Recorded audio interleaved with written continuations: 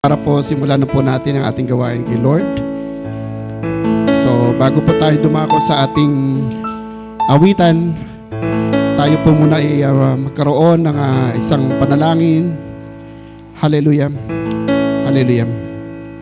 Lord, maraming salamat po Panginoong Diyos. Patuloy nga po Ama, kami po ay nagagalak, Lord God, na makasama ka muli sa mga oras ito. Walang hanggang pasasalamat, pagpupuri, pagsamba ang sambit ng aming mga labit, Panginoon. Ama, patuloy nga po, Panginoon Diyos, narito po kami sa inyong harapan at kami nagpapakumbaba, humingi, Panginoon Diyos, na kapatawaran sa anumang pagkakasala na aming nagawa, sinadya man namin o hindi, Panginoong Yesus. Lord, patawad po, Ama, sa mga pagkukulang namin sa inyo, pagkukulang namin, Panginoon, sa aming kapwa, at maging pagkukulang namin sa aming mga sarili. Salamat po, Lord God, sa walang hanggang pag-ibig at pagpapatawad niyo sa aming Panginoong Yesus. At Lord God, sa gabing ito, Panginoon, patuloy nga po na inaayahan namin, Panginoon, ng iyong Santong Espiritu na patuloy na kumilos sa aming kalagitnaan, Panginoong Yesus. Ama, maraming salamat po at patuloy nga po nababaan kami, Panginoon, ng iyong Santong Espiritu sa aming pagpupuri, pag-aawitan, Lord God, ngayong gabing ito, hanggang sa makadako kami, Panginoon Diyos, sa aming panalangin, Panginoon. Samahan niyo nga po kami, Panginoong Yesus. Tunay nga po, Ama, na sa kalagitnaan namin, O Lord God, ay nariyon ka, O Lord God. At sa aming pagpupuri, Panginoon, ng gabing ito, Panginoon, ihanda mo ang aming mga puso, ihanda mo ang aming mga isipan, O Lord God. Ihanda mo, Panginoon, ang aming mga atensyon, ang focus namin, Panginoon, sa mga oras ito, ay ang papurihan ka at pasalamatan ka, Panginoong Yesus. Tama, patuloy nga po, Panginoon, na kayo po ang sumama sa amin, gumabay sa amin, hanggang sa matapos, Panginoon, ang aming pong prayer meeting ngayong gabing ito, Panginoong Yesus. Salamat po, Lord God. At sa mga kapatid namin, Panginoon, na on the way pa lang, patuloy ingatan mo sila, Panginoon, sa pagdako nila, Panginoon, dito sa simbahan, O Lord God, ngayong gabing ito. Salamat po, Lord God. Patuloy nga po, Panginoon, sa iyo po namin binabalik ng maingat ang lahat ng papuri, pagsamba, pasasalamat, pagdakila sa pangalan ni Jesus. Amen. Amen.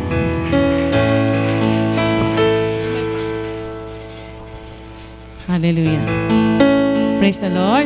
Palapakan po natin ating Panginoon. Hallelujah. Good evening po sa atin.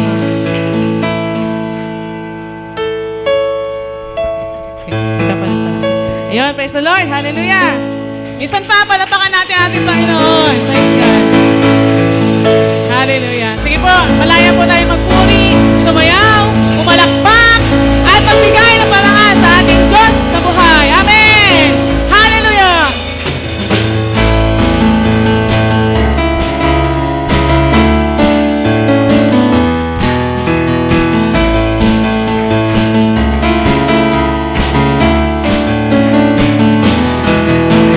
Di ako magsasawang lumapit sa iyo.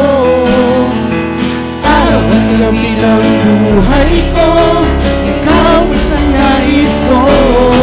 Dahil ikaw ang Kalakasan, pag-asa ng buhay ko. Di ko kayang mabuhay kung wala ka sa piling ko. Yes, Jesus! Hallelujah!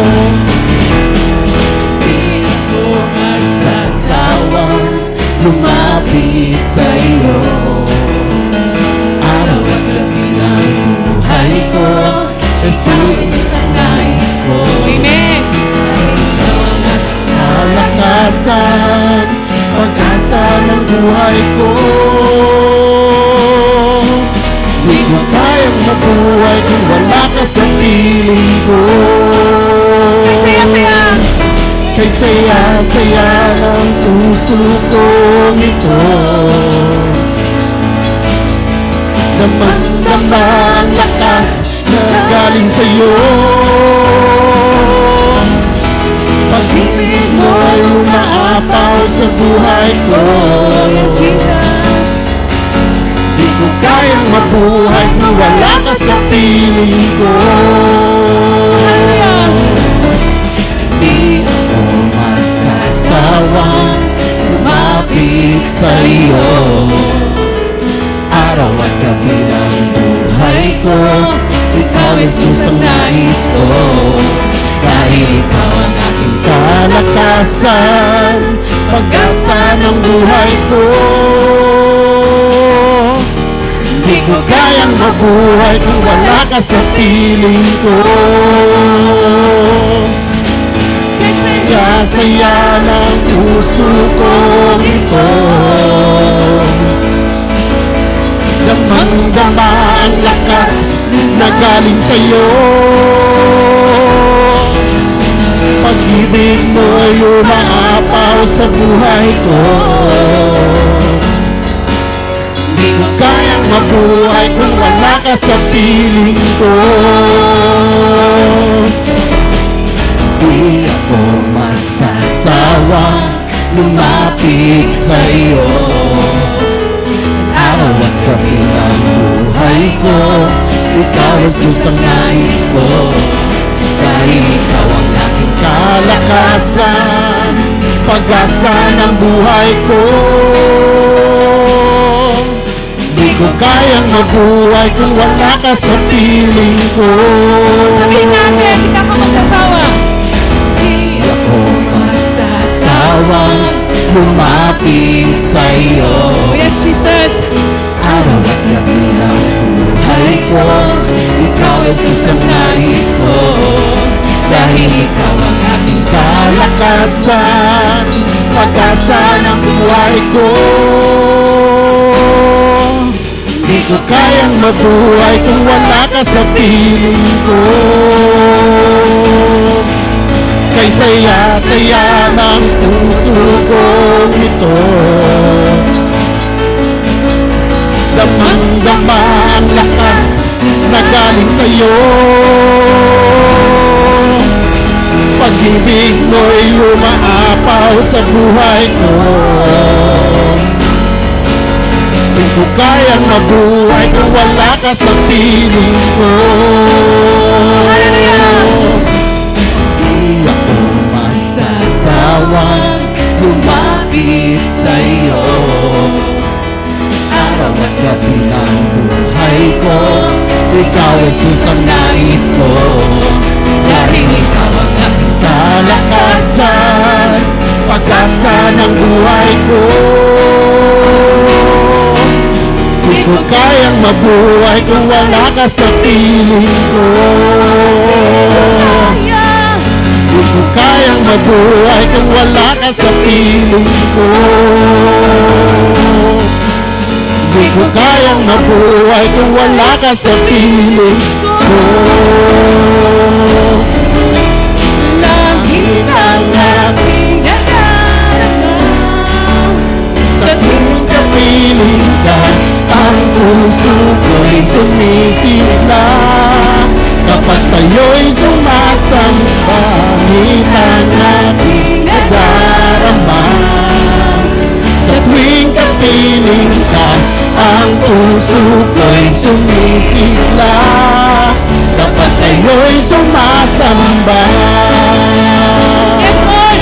Kami ang sumisigla, Panginoon. Ang ganda pa ikaw ang pinapapurihan, O God. Hallelujah. Yes, Jesus.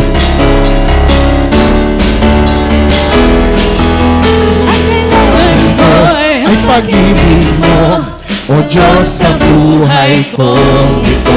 Ang kagalakan mo, ang kalakasan ko, ikaw ang nais ko. Ikaw lamang ang pupurihin. Ang pangalan mo'y dadakilain. Wala na sa'yong maihahambing. Ang awit ko'y iyong dinggin. Langit ang aking nadarama, sa tuwing kapiling ka, ang puso ko'y sumisigla.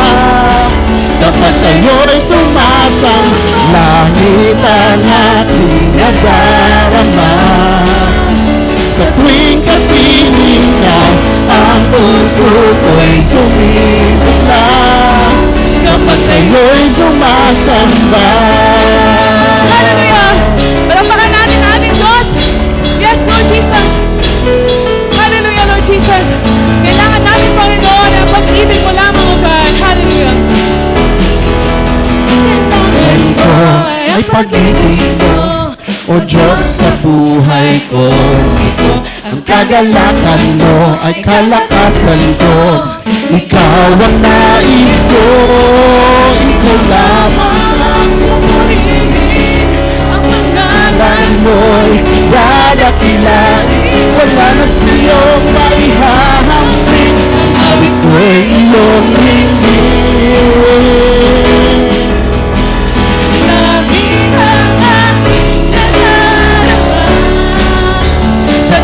Kapiling ka, ang puso ko'y sumisigla.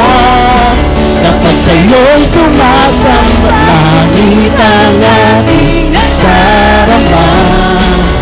Sa tuwing kapiling ka, ang puso ko'y sumisigla.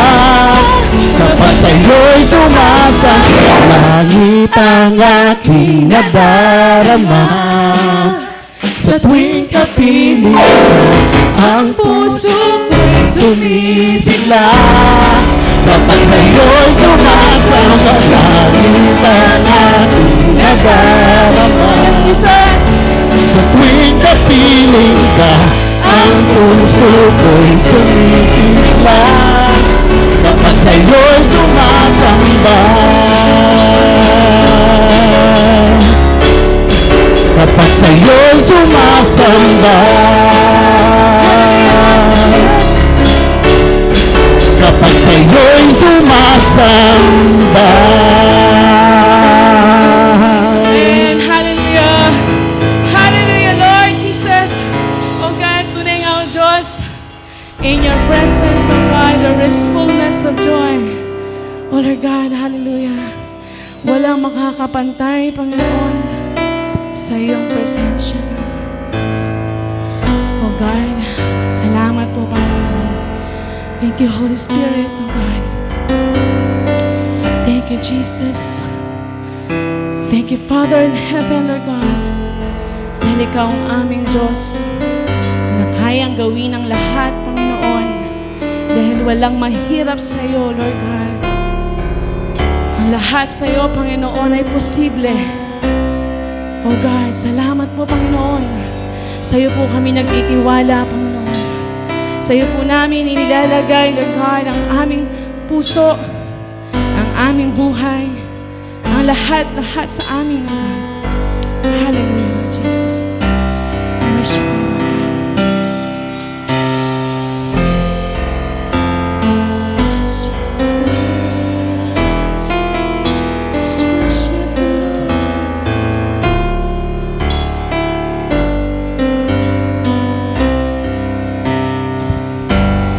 Higit sa aking kailangan,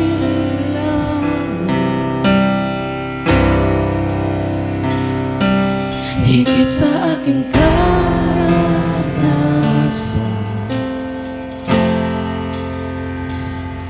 higit sa aking isipin, ay kaya mong gawin. Higit sa aking kalakasan,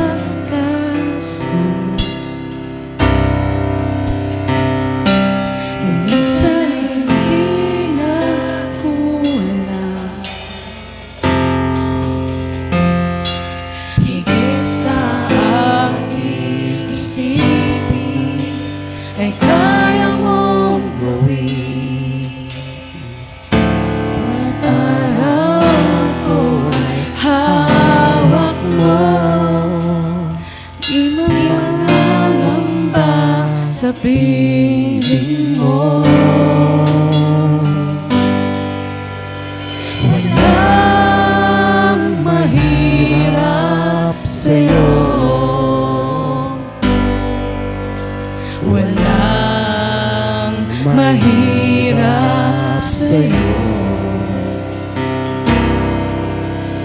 Ikaw ang Panginoon na makapangyarihan. Walang mahirap sa'yo. Hallelujah, yes, Jesus. Higit sa aking kailangan, higit sa aking karanasan,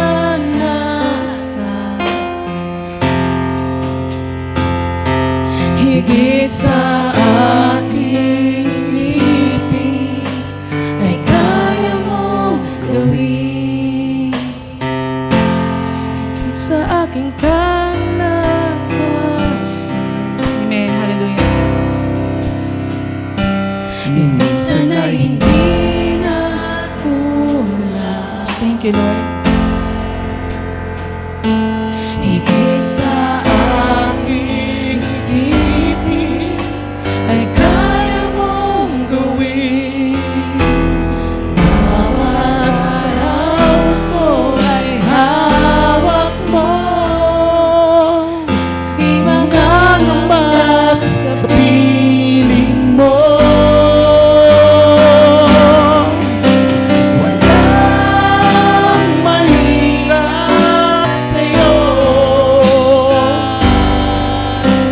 walang mahirap sa'yo. Ikaw ang Panginoon na makapangyarihan. Walang mahirap sa'yo. Walang mahirap sa'yo. Walang mahirap sa'yo. Ikaw ang Panginoon na makapangyarihan. Walang mahirap sa'yo. Walang imposible sa'yo. Walang imposible sa'yo. Ikaw ang Panginoon na makapangyarihan. Walang imposible sa'yo. Walang imposible sa'yo. Walang imposible sa'yo. Ikaw ang Panginoon na makapangyarihan. Walang imposible sa'yo. Sa'yo, Panginoon. Walang mahirap sa'yo. Yes, oh God. Hallelujah, Lord. Walang mahirap sa'yo. Let's declare. Hallelujah. Ikaw ang Panginoon na makapangyarihan. Walang mahirap sa'yo. Walang mahirap sa'yo. Yes, Jesus. Hallelujah, Lord Jesus. Ito, Panginoon, Lord God, ang aming faith, Lord God, Lord Jesus. At we declare, Lord God, walang mahirap sa iyo, Panginoon, Lord God. Ang lahat ay kaya mong gawin, Ikaw Panginoon. At ang kung ano man, Panginoon, Lord God, Panginoon ang pinagdadaanan po namin, Lord God. makapangyarihan. We believe, Lord. Kaya mo yan, Panginoon, Lord God. Tutulungan mo kami, oh God. Hallelujah, Jesus. Walang imposible sa iyo, Panginoon. Walang mahirap sa'yo. Yes, Jesus. Walang imposible sa'yo. Ikaw ang Panginoon na makapangyarihan. Walang imposible sa'yo.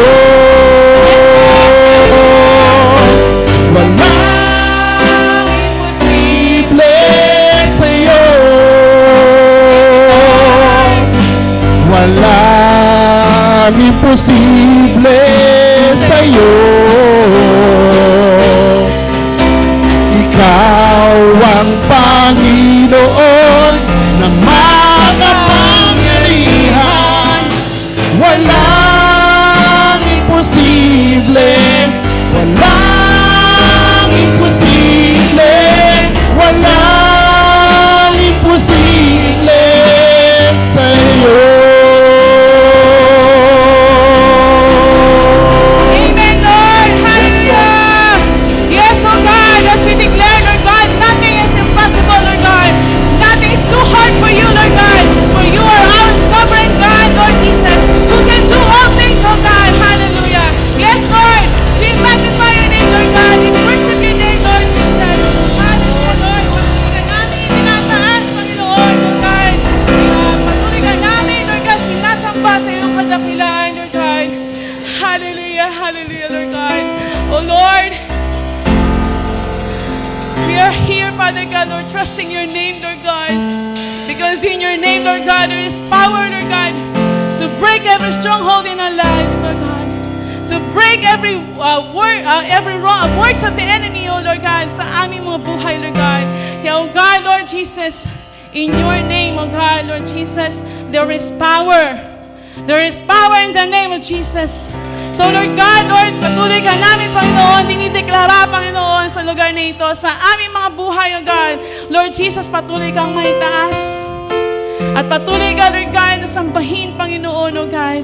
We worship you, Lord, in spirit and in truth, O God. Hallelujah, Lord Jesus. We glorify your holy name, Lord God. We worship you, Lord God. We worship your majesty, O God. You are the Lord of lords and King of kings, O God. The Prince of peace, mighty God, Lord. Hallelujah. We adore you, Lord God. We worship you, Lord God. And we thank you, Lord God, for what you are doing now in our lives, Lord God. You are transforming us to be like you, Lord. You are helping us in our trials. Lord, patuloy mo kaming tinutulungan, Panginoon, na mapagtagumpayan ang lahat, Panginoon, ng trials, pagsubok sa buhay na ito, God. Now, Lord, maraming salamat, Panginoon. Dahil ikaw lamang, Lord God, ang Diyos na patuloy na nagtitiwala sa amin. Salamat, Lord God. Hallelujah. We glorify your name, Lord. We honor you. We worship you. And we love you. In the name of your Son, Jesus Christ, our Lord. Amen.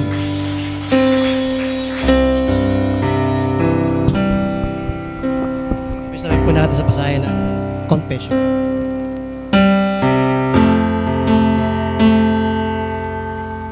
Ang pagpapalit na nagawa sa krus, si Jesus ay naparusahan upang tayo mapatawad.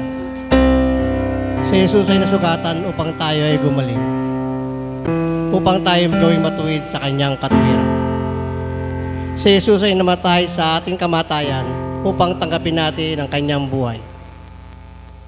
Ginawang sumpa si Jesus upang pumasok tayo sa pagpapala. Dumanas ng kahirapan si Jesus upang makihati tayo sa kanyang kasaganaan. Binuhat ni Jesus ang ating kahihiyan upang makibahagi tayo sa kanyang kalwatian. Si Jesus ay dumanas ng ating pagtanggi upang sa atin ang pagtanggap ng Ama. Si Jesus ay iniwalay sa pamagitan ng kamatayan upang tayo may kabit sa Diyos magpakailanman.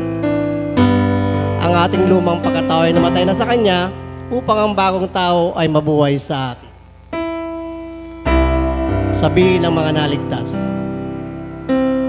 ang aking katawan ay templo ng banal na Espiritu, iniligtas, nilinis at pinanal sa pamamagitan ng dugo ni Jesus.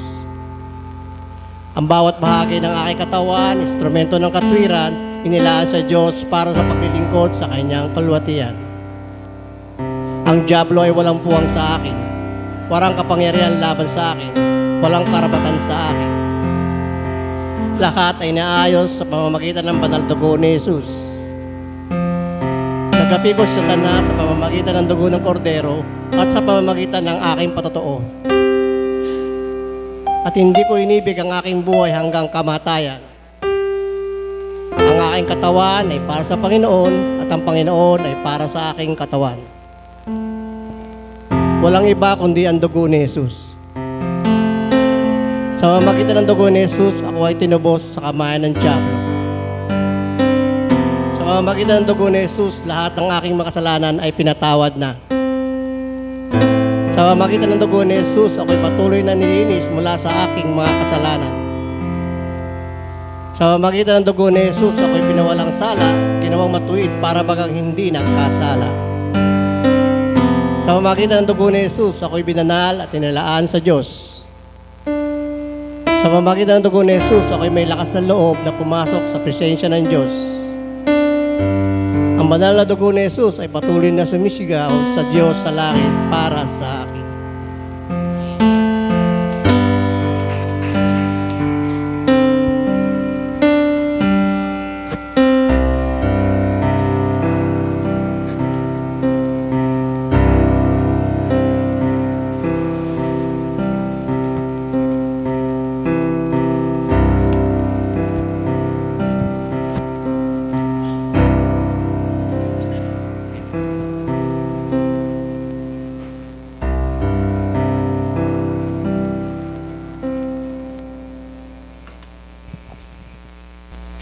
Amen.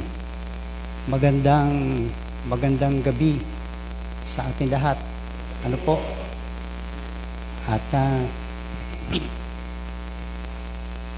ang blessing at pagpapala ni Lord ay palagi pong ating maranasan, especially sa ating pong pamilya. Ano po? Sa gabing ito ay we'll study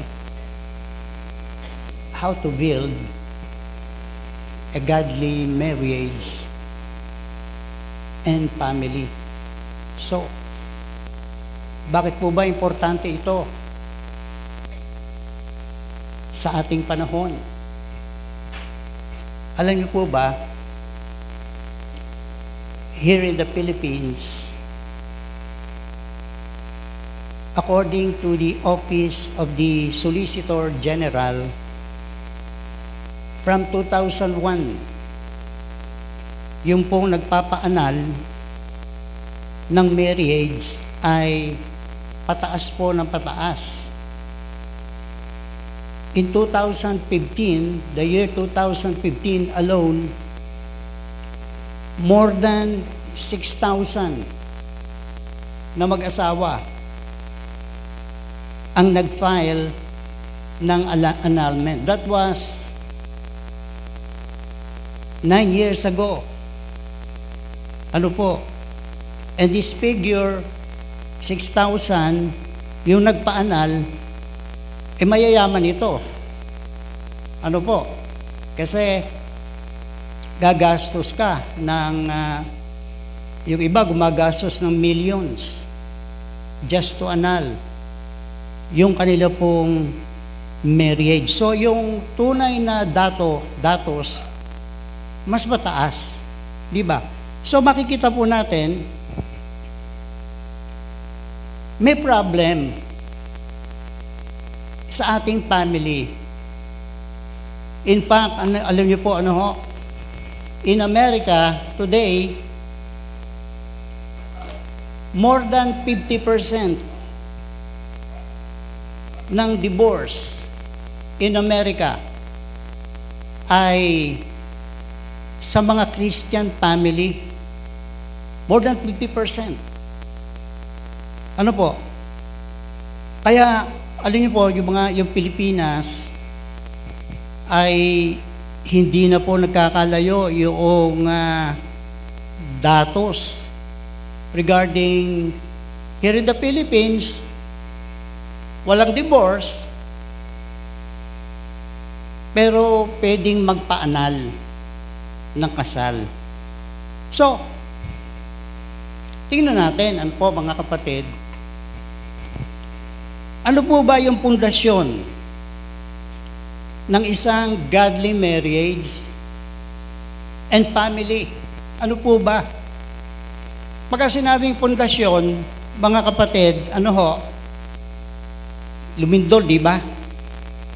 Ang daming nawasak na building sa Burma, Ano ho? Ang estimate, more than 10,000 ang namatay. Ang daming building na nawasak. In Thailand, may isang building doon. Ano ho? 30 story. Parang parang ang nangyari, nadurog Ano? Nadurog yung building, more than 30 story, at tiyak ang problem, foundation. Ano po ba yung foundation? According dun sa mga arkitekto, mga inhinyero, kung gaano daw halos kataas yung building, kailangan ganun din kalalim halos yung lalim ng foundation. Why? Kasi pagka mababaw yung foundation, babagsak yung building. Nakukuha niyo po ba? No? So, ano po ba yung pundasyon ng isang godly marriage and family? Number 1, mga kapatid, palagay ko alam na natin ito. Una, ang pundasyon ng katotohanan ng kanyang salita. The foundation of the Word of God. That's why in the Old Testament and throughout the Bible, ito ang tinuturo ng Bible. Ang pundasyon ng salita ng Diyos, napaka-importante. That's why in the book of Deuteronomy, chapter 6, beginning with verse 6 at hanggang verse 9, ganito ang sabi. Ang mga salitang ito na aking inuutos sa iyo, ilagay mo sa iyong puso. Ituro mo ng buong sikap sa iyong mga anak at sasabihin mo sa kanila, kapag ikaw ay nakaupo sa bahay mo, kapag ikaw ay lumalakad sa daan, kapag ikaw ay nahihiga, at kapag ikaw ay babangon, itatali mo ang mga ito bilang tanda sa iyong mga kamay. Notice, ang sabi rito, itatali mo ang salita ng Diyos bilang tanda sa iyong mga kamay. Ibig sabihin, mga kapatid, ipapamuhay. Amen? Ipapamuhay. At ang sabi dito, at bilang panali sa iyong noo. Meaning, ang salita ng Diyos, kailangan i-meditate natin, mag-penetrate not only in our mind, but in our heart. Amen? Verse 9. Iyong isulat ang mga ito sa pintuan ng bahay mo at mga pasukan ng iyong mga bayan. So, ibig sabihin, gaya nga po ng introductory yung pangungusap natin kanina, kung magtatayo ka ng bahay, huwag kang kukuha ng mekaniko. Di ba? Huwag kang kukuha ng mekaniko. Ano kukunin mo? Arkitekto. Inhinyero. Kailangan yung arkitekto, yun ang guguhit ng plano mo. And then, at the same time, siya din yung contractor, siya ang gagawa ng bahay mo. Why? Ayun ang kanilang yun ang kanilang expertise. Pagtatayo ng bahay. Now, spiritually speaking, the Bible is our blueprint. Blueprint. Napansin niyo po, di ba, pagka magpapatayo ka ng bahay, merong blueprint. Yung kulay asul na nakalagay doon yung itsura ng building, kung 1 story, 2 story, and then naka-attach doon yung specification and bill of materials. Si Kuya Perteng, alam ito Kulang na lang dito kay Kuya Perting, maging civil engineer. So nakalagay doon, halimbawa nakalagay doon gaano kalalim yung pundasyon. Nakalagay doon gaano kalaki yung bakal. Pagka yung biga at saka yung mga poste, pagka nakalagay 16 millimeter, pero pagka ang nilagay ng kontraktor 12 lang, ay delikado yon. Baka bumagsak yon. Ano po? Nakukuha niyo po ba? So, kailangan tayo mga Kristiyano, yung Biblia, yung blueprint. At yung blueprint, napapansin niyo, pagka may blueprint tayo, magpapagawa ng bahay, papa-approve natin kanino? Sa mga building officials. Dito po sa City Hall, yung mga building official natin, may mga engineer doon, structural engineer. Pag nakita nila na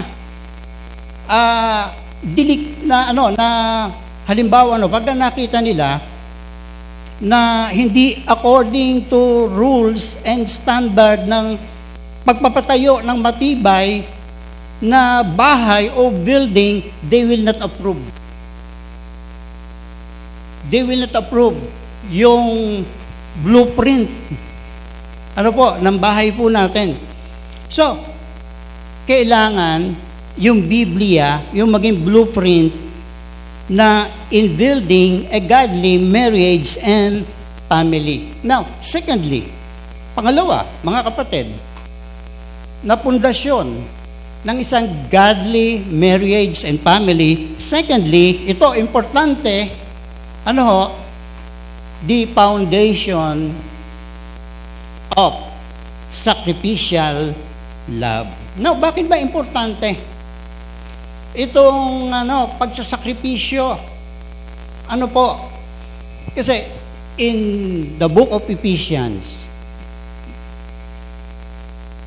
chapter 5, verse 25. Ganito po ang sabi ng Biblia. Mga lalaki, or we can say also, mga babae, o pwede nating idagdag dito, mga anak. Kasi yung sacrificial love, hindi lang ito sa isang member ng family, sa lahat ng mga member. Kaya sabi dito, mga lalaki. But specifically, it is a command to husband and wife. Kaya sabi dito, mga lalaki, ibigin ninyo ang inyong asawa. Ang word na ginamit doon, agape love, sacrificial love. Gaya ni Kristo, na umibig sa iglesia. Paano niya pinakita yung pag-ibig ni Kristo sa atin, sa iglesia? Ang sabi dito, binigay niya ang kanyang sarili dahil sa kanya. So, kung mababasa natin yung buhay ni Kristo in book of Matthew, Mark, Luke, and John, yung 4 Gospels, ito makikita po natin, in summary, si Kristo is the ultimate model of sacrificial love. Paano niya pinakita? By the way he lives, exemplified by his selfless actions. Ang inuna niya yung kapakanan ng iba. Hindi po ba?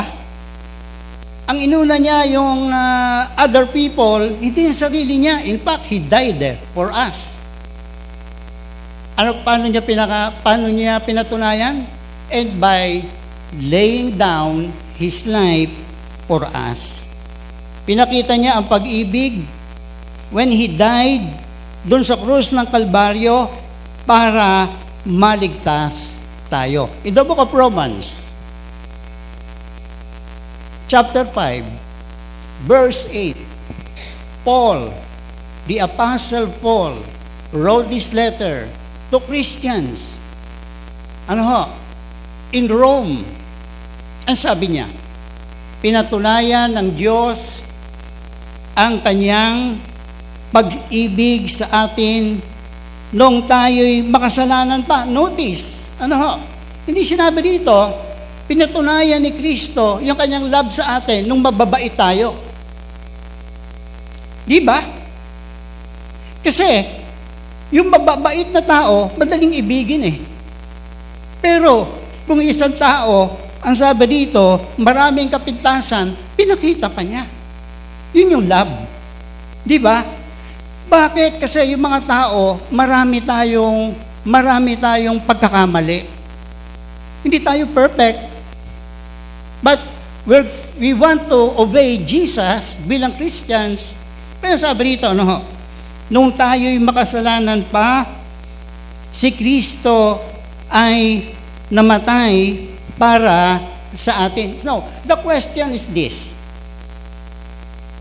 How can we apply?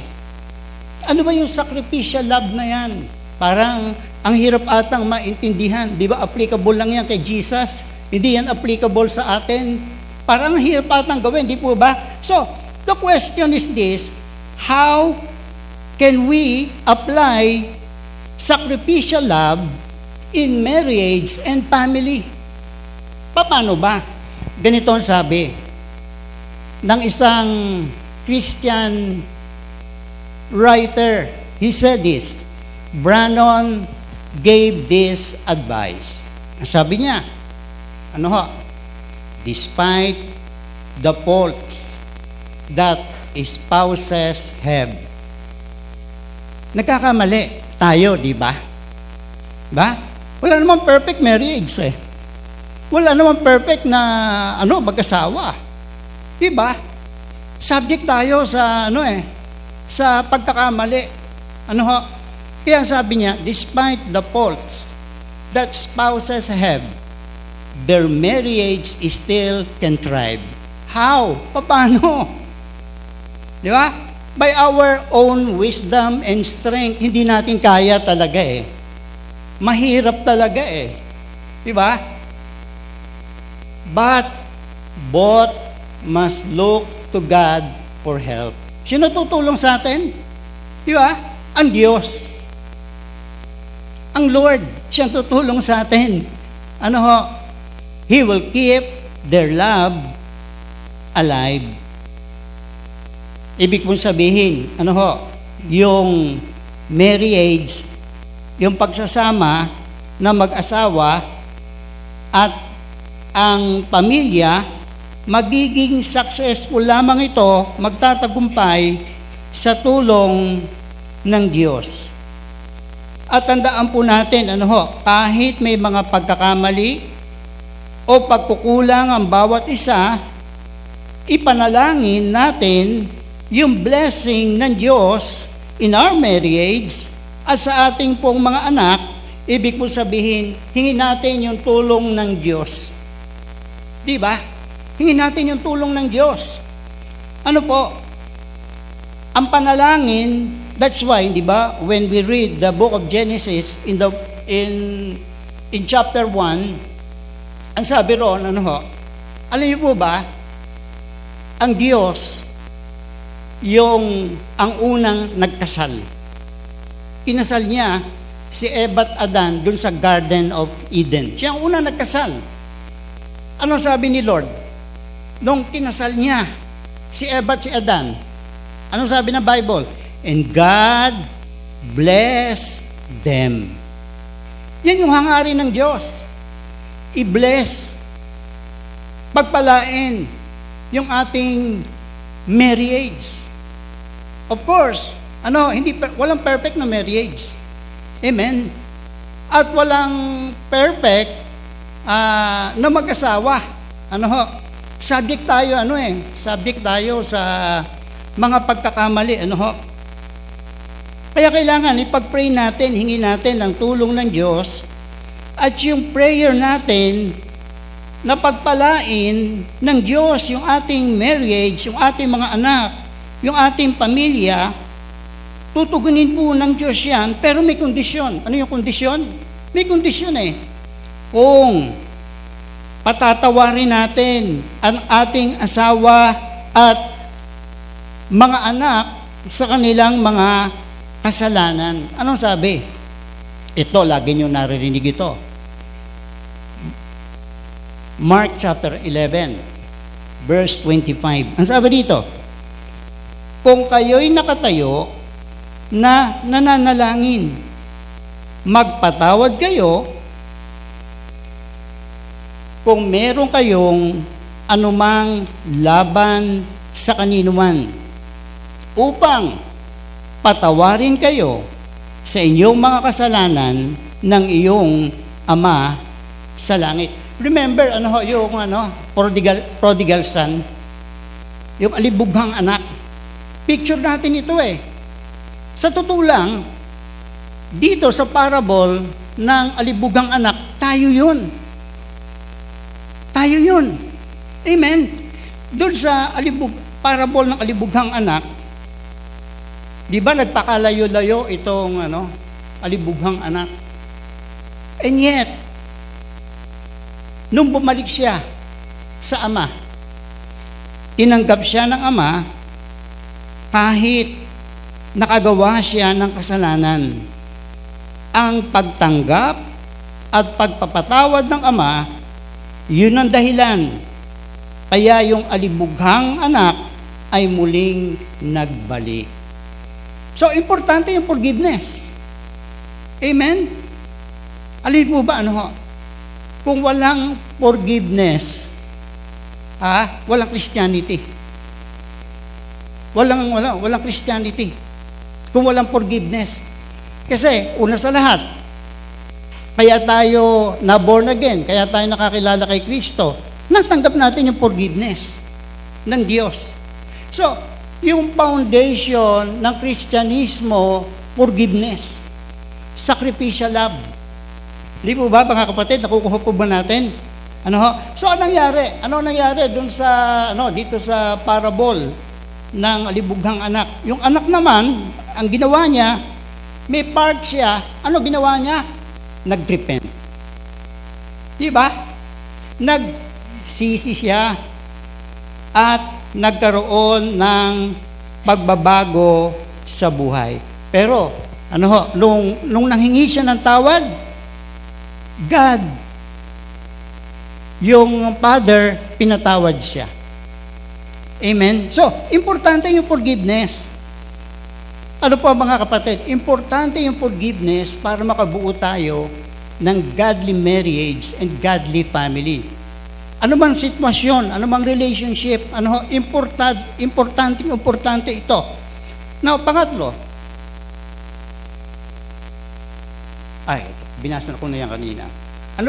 Ano yung pangatlong foundation ng isang godly marriage? Ay, nandiyan na, Ay, nakikita nyo? Why family time is so important.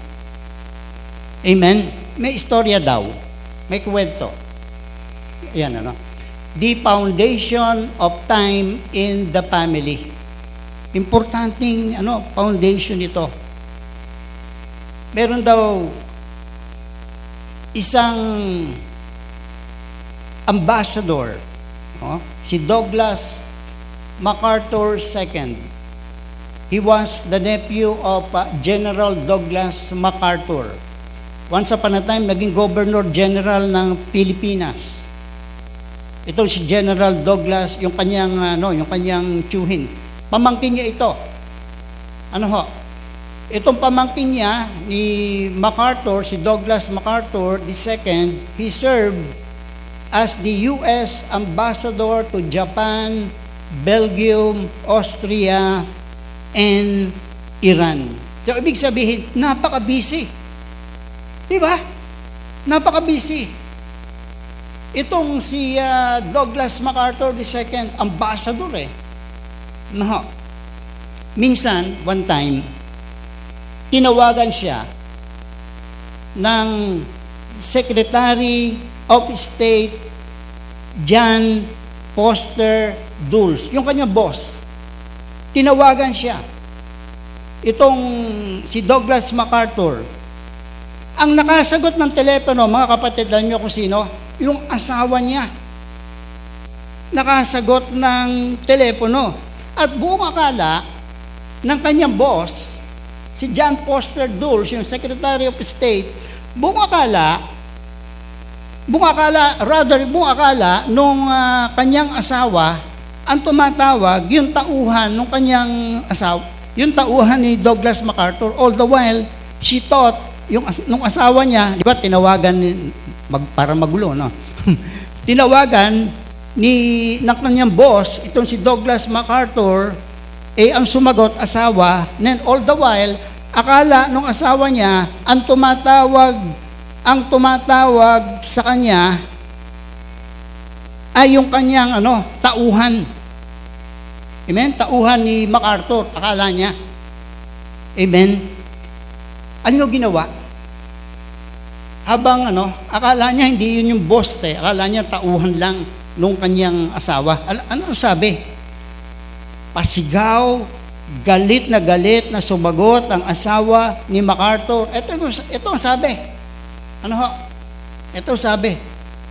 Si MacArthur, Sabado, Linggo, Lunes, hanggang Biyernes. Ibig sabihin, araw-araw, hanggang gabi, trabaho.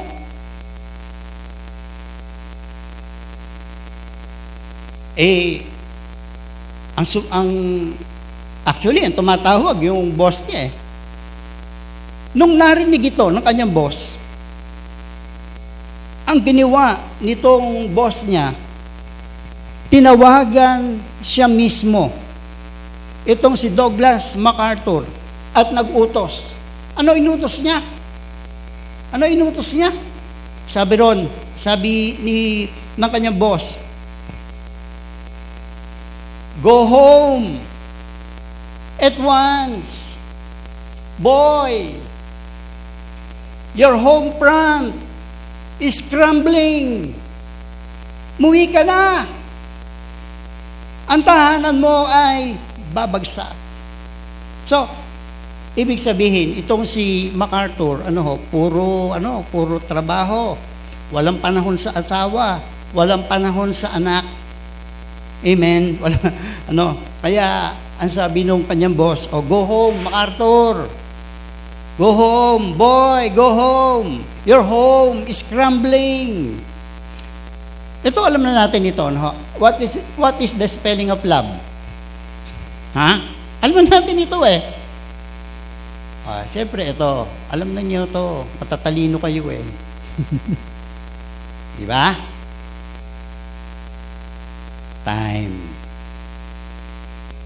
Yan yung spelling ng love. Ano po? Example, si Kristo. He is the author and the finisher of our faith. Siya yung modelo. Ang sabi ng Bible, ganito. Nung lumapit sa kanya yung mga bata, ang sabi ng kanya mga alagad, ay Lord, ba't papalapitin yung mga bata sa'yo? Marami ka pang gagawin, busy ka. Marami ka pang pagagalingin. Gagawa ka pa ng maraming himala. Parang ganon, ang sabi ni Kristo? Ang sabi ni Jesus, Luke chapter 18, verse 16, ang sabi ni Lord, hayaan yung lumapit sa akin ng mga bata.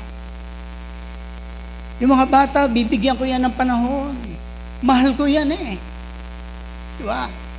Huwag ninyo silang bawalan sapagkat sa mga tulad nila, naghahari ang Diyos. So, ibig pong sabihin, sa family natin, napaka-importante yung panahon na inuukol natin in our family. Amen? Importante yan. Ano po? Napaka-importante.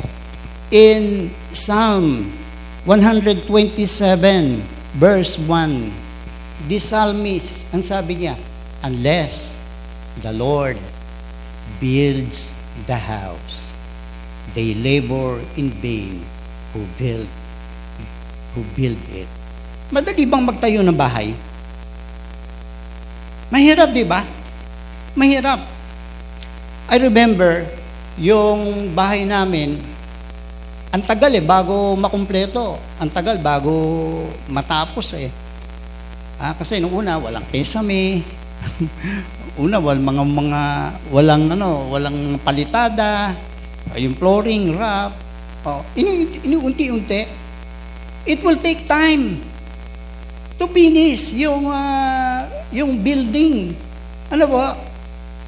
It will take time. Kaya, hayaan natin si Lord, tulungan tayo to build our spiritual family, our house, our build ni Lord yung ating family. Sapagkat, kung hindi natin kasama si Lord, lahat ng ating ginagawa, baliwala lahat yan. Baliwala.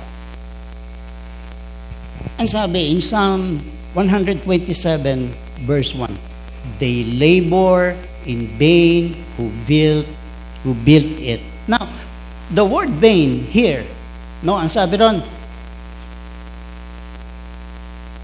rito, malibang ang Diyos ang magtayo ng bahay, ng pamilya. Ang mga nagtatrabaho doon ay kung wala ang Diyos, mababaliwala. They labor in vain. Now, the word vain, it means, in Hebrew, yung word na shab ang ginamit. It means to destroy by evil and make it useless. Ibig sabihin, sa Tagalog, wasakin, gawing walang silbi, walang gamit, useless, walang kabuluhan, wala na sa uso. It means also, another meaning, to make it desolate. Ibig sabihin, ibig sabihin ng desolate? Walang nakatira, malungkot at pinabayaan, parang disyerto na walang tao. Yun po ibig sabihin ng word na they labor in vain in describing yung family. Amen? It means to destroy by evil and make it useless, to make it desolate. Kaya, importante, tayong mga magulang, may panahon tayo sa ating mga anak at ating mga partner. Importante. At wag nating unahin yung Dabarkads in Channel 7. Wag nating unahin, although importante yung ating career, importante yung ating mga business, pero priority natin yung ating mga anak, ang ating mga asawa. Priority natin sila. Sapagkat maraming pamilya ang nawawasak dahil mas marami tayong panahon sa ibang mga bagay. Tandaan natin, ito mga kapatid, ang ating unang simbahan ay ang ating pamilya. Yan yung ating unang simbahan. Hindi ito. Secondary ito. Secondary ito, yung CHTM Church. Ang unang family talaga, ang unang simbahan talaga natin, our family. Yan yung unang simbahan. Sapagkat, before yung simbahan, ang unang institution na tinatag ng Diyos, family. Yan yung unang institution na tinatag ng Diyos. So, ibig po sabihin ganito. Our priority, of course, yung relasyon natin kay Kristo. Ang ibig sabihin, may time kang manalangin, may time kang magbasa ng Bible, at yung mga binabasa natin sa kanyang salita, ina-apply natin. Amen? Ang tawag doon, personal relation with Jesus. Yun yung priority natin, si Jesus. Pangalawa, second, priority, number 2, yung ating mga asawa. Spouse. Number 2 lang sila. Amen. Number 1, si Jesus. Pangatlo, na priority natin, mga anak natin. Our children. Pastor, nasan yung simbahan? Asan yung simbahan? Pang-apat lang. Pang-apat lang. Kasi, pag nagkasakit kayo, matanda na kayo at uugod-ugod na at magkakasakit, sinong dadamay sa inyo? Palagay Diyos, sino? Dadamay ba sa akin sila Kuya Robert? Siguro maaaring dalawin nila ako pagka nagkasakit ako. Pero talagang dadamay sa akin 24/7, una, yung asawa ko. Pangalawa, yung mga anak ko. Di ba? Yan. Kaya, importante yung family, yung church, pang-apat lang. No, hindi ibig sabihin, hindi tayo attend, ha? Binabalanse yan. May time ka kay Jesus, may time ka sa asawa mo, pangalawa, may time ka sa ating sa mga anak mo, pang-apat lang yung simbahan. Kaya ako, lately, kapares kanina, bakasyon, nandiyan yung misis ko. Ay pilit na tinatawagan ako ng mga barkada kong pastor. Pastor, kain tayo. May sabi ko, nagdahilan ako, may ginagawa ako. Ang totoo lang, ando doon yung asawa ko. Ando doon si Min. Yun ang reason talaga. Nagdahilan lang ako. Ngayon, kung papasok na yung nasa trabaho, ayain niyo ako. Ayain nila ako. Kasama ako.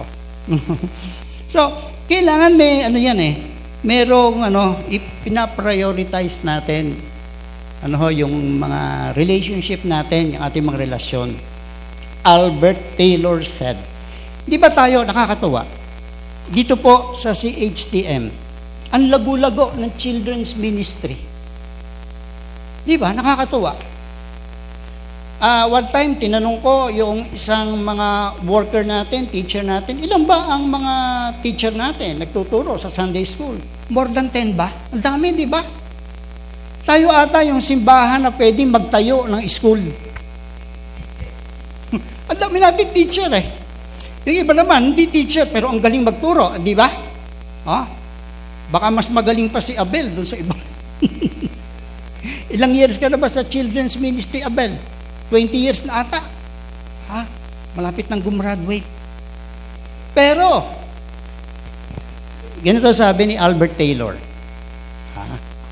Albert Taylor said, itong katotohanan, 1% ang impluensya ng simbahan sa mga bata.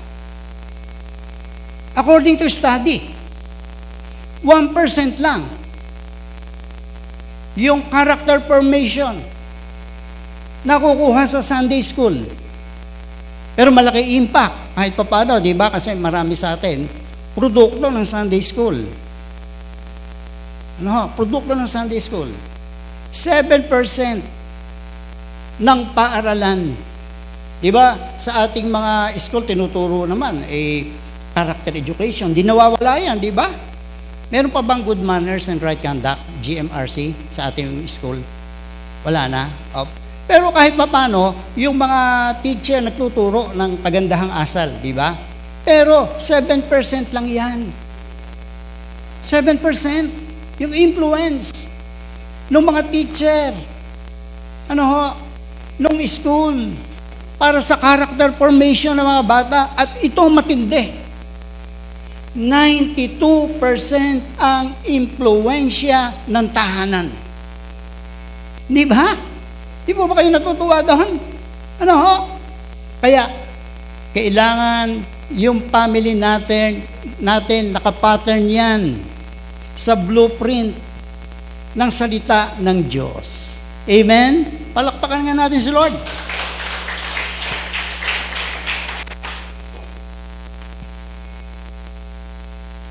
Pang-apat. Ano po? Pang-apat na pundasyon. Ang pundasyon ng katapatan. Faithfulness. In Hebrews chapter 13, verse 4, ganito po sabi ng Bible regarding faithfulness. Dapat igalang ng lahat ang pag-aasawa at maging tapat sa isa't isa ang mag-asawa. sapagkat hahatulan ng Diyos ang mga nakikiapid at mga nangangalo niya. Ibig mo sabihin, ipakita natin sa ating asawa at mga anak na binago tayo ni Kristo. Hindi lang ito pinapakita, hindi lang ito pinapakita sa simbahan, kundi una sa lahat, pinapakita ito sa ating tahanan. Di ba? Pinapakita ito. Panglima at panghuli na lang. Panglima, fifth. Ito. Alam nyo, no, kung minsan, naiinis ako. Pagka yung aking mga apo ay, nako, hindi nangungupo. Ang pundasyon ng paggalang, respeto, pagrespeto sa mga nakakatanda.